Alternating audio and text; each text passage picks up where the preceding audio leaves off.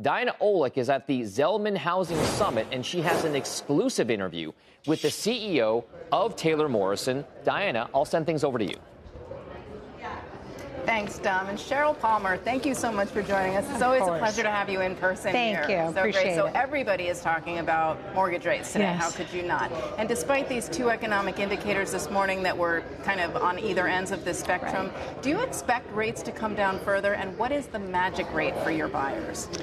Well, I'm excited that today, I think we've seen FHA rates for the first time, I don't even know in how long, Diana, that are under 6%. So that's great news. It's great news because it's the first-time buyer that really is constrained from an affordability standpoint. And recognizing that as rates have come down under 6% for that first-time buyer, the builders are able to help them even get to a better place. I think each consumer is a little different. I don't think there's a magic number, but as we're seeing conventional rates coming from the highs of 8 to most recently 7 to just 6 1/4. It's really good news. It actually creates a good buying opportunity for the consumer today. Now, Taylor Morrison buyers, though, are not entry level. They're more of that lifestyle buyer, move up, second home, etc. So is it less about the mortgage rate for them and more about their confidence in the overall economy? Is that what's holding them back? I think it's a really fair question. And we do serve the first-time buyer. I'd say that's just under 1/3 of our business. And you're right. The other 2/3 are the move up and what we call our resort lifestyle.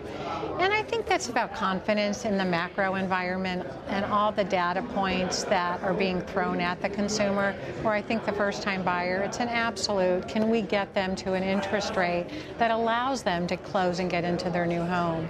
But you don't do the buy downs as much because you don't have to. We're seeing the big builders, the Lennars, the D.R. Hortons, and the more entry level do the buy downs. Ivy Zelman said 73% of builders were doing that, and that hits margins, right? But it does hit margin. And last quarter, when we reported our second quarter, we did say that about 40% of our closings had one of those more aggressive incentives of a forward commitment, a buy down.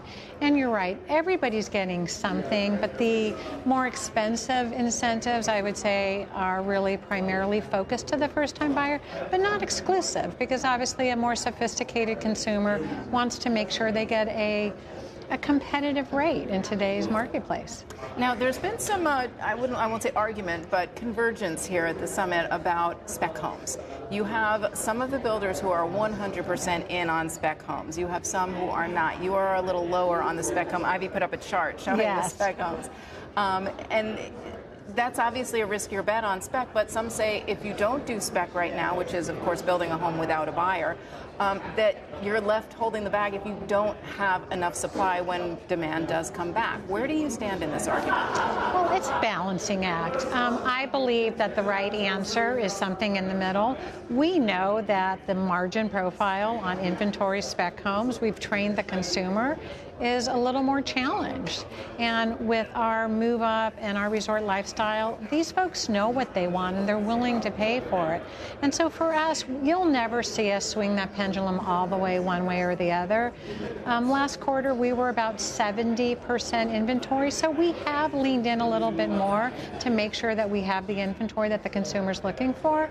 But I would say that the perfect blend for us is probably something closer to 60% spec, 40% to be built, because once again, some consumers truly do want that choice, and we want to make sure it's there for them. Now, I feel like we're always talking about headwinds, so I want to ask you about two tailwinds. How exciting for that. I love that. Thank you. Number one is lumber prices, strangely, have been coming down really dramatically, and also land prices have been coming down.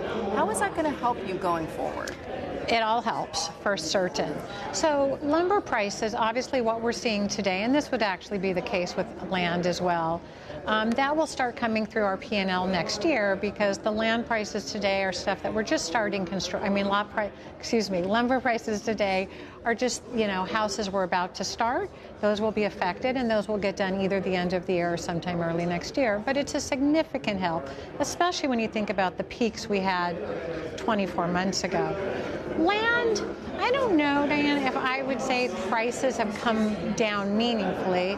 What I would say is we've had some capitulation, that the sellers understand that things have changed. Prices have moderated for sure, and in some markets come down. I think what we've seen most often is an agreement on structure and terms. And in some instances, we've absolutely gone back, almost in every instance, we've gone back and talked to our sellers to get prices that make sense. But it's a slow bleed, and the land that we're tying up today, closing on today, honestly, you won't see that come through the business until probably 2027.